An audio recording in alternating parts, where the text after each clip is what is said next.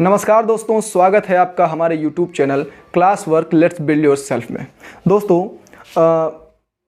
Videos थोड़ा late हैं, लेकिन कोई बात नहीं, बीच में एग्ज़ाम वगैरह आ गए थे तो इस वजह से वीडियोस थोड़ी सी लेट हैं। हम वहीं से स्टार्ट करते हैं, वहीं से कंटिन्यू करते हैं जहां से हमने लास्ट लेक्चर में छोड़ा था। हम वैदिक काल को क्या कर रहे थे, डिस्कस कर रहे थे। वहाँ पर हमने यजुर्वेद और क्या बोलते हैं ऋग्वेद यजुर्वेद के बारे में पढ़ लिया था। ठीक है, अब आगे जो हमारा ये वीडियो है ये सामवेद अथर्ववेद के बारे में डिटेल में बात करेंगे। क्या क्या एग्जाम पॉइंट ऑफ व्यू से क्या क्या इंपॉर्टेंट क्वेश्चन है। ठीक है, जो लास्ट लेक्चर हुआ था ऋग्वेद में कितने मंडल होते हैं, ये वाला जो क्वेश्चन है 10 मंडल, ये डायरेक्टली पेट के एग्जाम में यूपर ट्रिपल एससी का 2022 का जो पेट का एग्जाम हुआ था उसमें डायरेक्टली पूछा था कि ऋग्वेद में कितने मंडल होते हैं। तो आपको 10 मंडल जो मैंने पढ़ाया था, हाईलाइट भी करवाया था, आप जाके अगर देखेंगे प्रीवियस वीडियो में तो 10 मंडल वो क्वेश्चन जो था यूपी ट्रिपल एससी में डायरेक्टली पूछ लिया था। ठीक है ना। तो ऐसे ही अगर आप जो आपको हाईलाइटेड पॉइंट बताए जाते हैं, अगर आप उनको ध्यान से देखेंगे तो कहीं ना कहीं आपके वो एग्जाम के पॉइंट ऑफ व्यू से रिपीट होते रहते हैं क्वेश्चन। ठीक है, तो चलिए स्टार्ट करते हैं वीडियो। सामवेद से हम स्टार्ट करते हैं। तो वीडियो मेरा पढ़ाने का पैटर्न आप सबको पता है कि मैं लिखाने की कोशिश बहुत कम करता हूं, क्योंकि हिस्ट्री वगैरह बहुत वास्ट होती है। मैं कोशिश करता हूं कि फ्लो डायग्राम से बहुत छोटे छोटे वर्ड्स में जो इंपॉर्टेंट है चीज़ें वही बताऊं, फालतू की मैं कहानी नहीं लिखवाने की ज़्यादातर कोशिश करता हूं। तो वैसे ही हम सामवेद के बारे में थोड़ा सा चर्चा करते हैं। सामवेद क्या है, इसका परिचय देखते हैं। साम का अर्थ क्या होता है। साम का अर्थ होता है संगीत अथवा गान। क्या होता है, संगीत अथवा गान। साम का अर्थ क्या होता है, संगीत अथवा गान। ये भी क्वेश्चन पूछा, साम का क्या होता है, साम का क्या अर्थ होता है, तो संगीत होता है। साम का अर्थ होता है संगीत अथवा गान।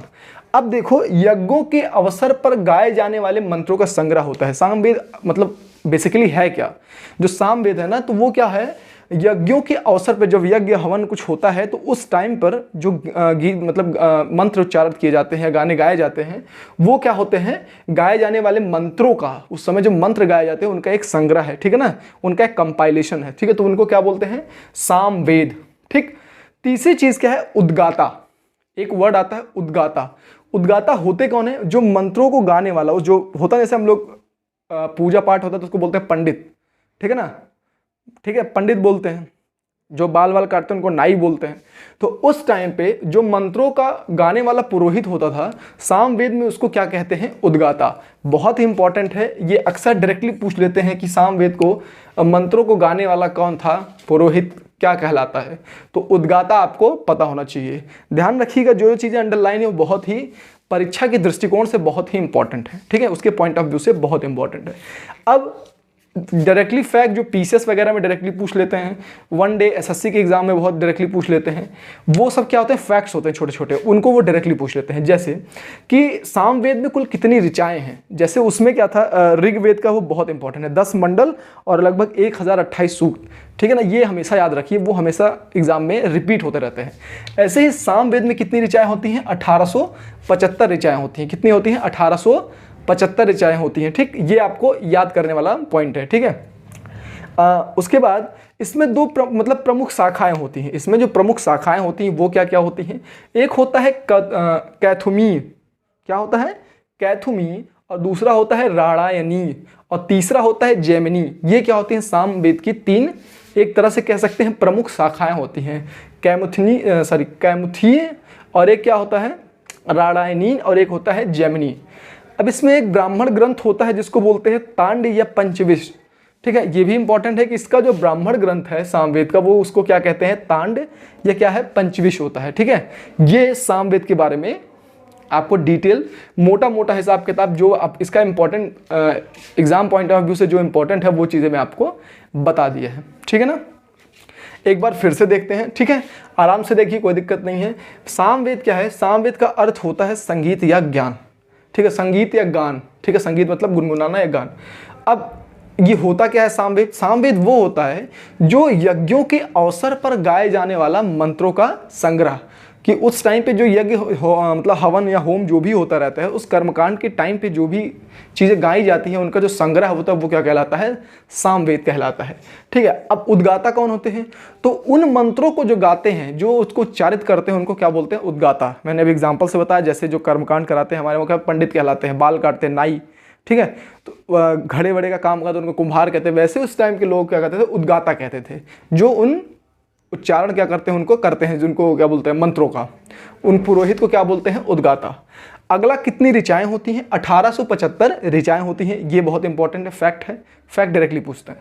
ठीक है, प्रमुख शाखाएं क्या हैं, कौथुमी, राणायणी और जैमिनी, इसकी 3 शाखाएं हैं। ठीक है, और इसका जो ब्राह्मण ग्रंथ है वो तांड्य और पंचविंश है। ठीक, ये हमारा सामवेद इस पे कंप्लीट हुआ।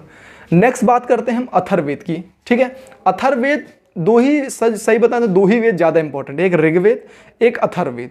इन दोनों में क्या होता है ना, डिटेल बहुत ज़्यादा है, इसी वजह से ये ज़्यादा बार बार एग्जाम में रिपीट होते हैं। आप देखेंगे अक्सर या तो ऋग्वेद या फिर अथर्ववेद, इन दोनों में से क्या करते हैं, बार बार पूछा जाता है।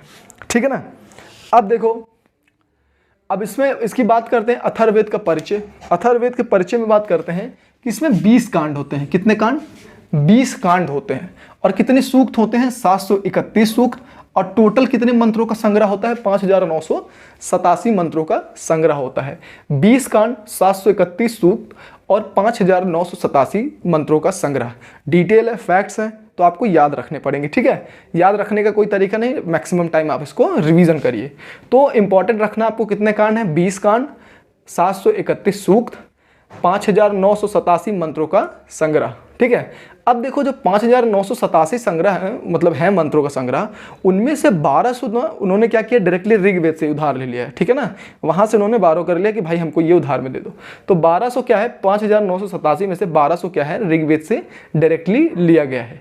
अब एक होता है ब्रह्मा, जो मंत्रों का उच्चारण करने वाला पुरोहित होता है, जैसे उद्गाता था सामवेद में, ऐसे यहाँ पर जो मंत्रों का उच्चारण करते हैं उनको क्या कहते हैं, ब्रह्मा भी कहते हैं। ठीक है, और इसकी 2 शाखाएं होती हैं। 2 शाखाएं कौन सी, एक होती है पिप्लाद और दूसरी होती है सौनक।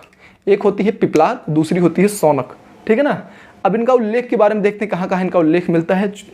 देखो इनके उल्लेख, इनमें क्या क्या उल्लेख है। ठीक है, एक है मगध और तथा अंग, 2 प्रदेशों के बारे में इसका क्या है, उल्लेख मिलता है। वो भी कैसे प्रदेश है, दूरस्थ प्रदेश। ठीक है, वो दूर पे स्थित है। दूसरा इसमें उल्लेख मिलता है सभा तथा समिति का। ये 2 नाम है, ये क्या है, प्रजापति की 2 पुत्रियों के बारे में इसमें उल्लेख मिलता है। और तीसरा पॉइंट है ब्राह्मण ग्रंथ, इसमें जो है उसका क्या नाम है, गोपथ है। क्या है, गोपथ है। ठीक है, फिर से आपने डिटेल देख लिया, अब मैं आपको एक बार फिर से रिपीट कराता हूँ, ध्यान से देखिए, कोई दिक्कत नहीं है। धीरे धीरे आप चीज़ों को सीखेंगे, बार बार आपको पढ़ना पड़ेगा।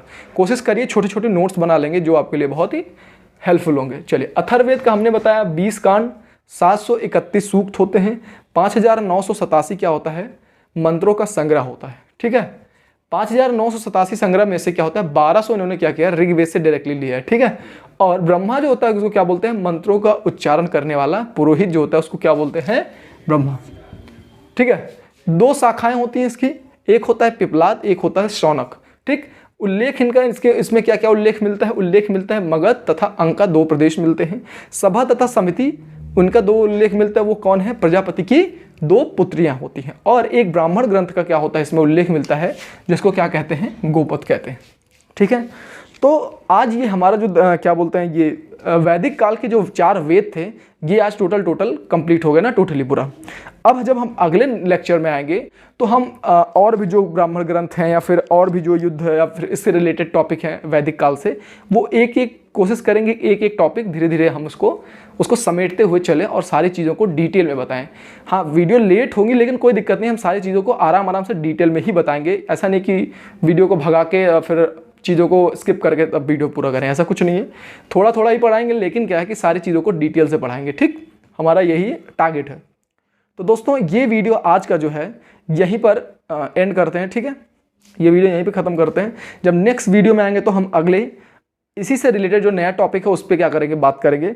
वो अभी नया टॉपिक नहीं है, इसी से रिलेटेड, जैसे सतप्रथ ब्राह्मण हो गया, दसराग क्या होता है, युद्ध हो गया, उपनिषद वेदांत क्या होते हैं, प्रमुख नदियाँ ऋग्वेद में क्या उल्लेखित हैं, और महत्वपूर्ण तथ्य जो भी हमको मिलेंगे वो हम अगले वीडियो में धीरे धीरे करके कंप्लीट कराएंगे।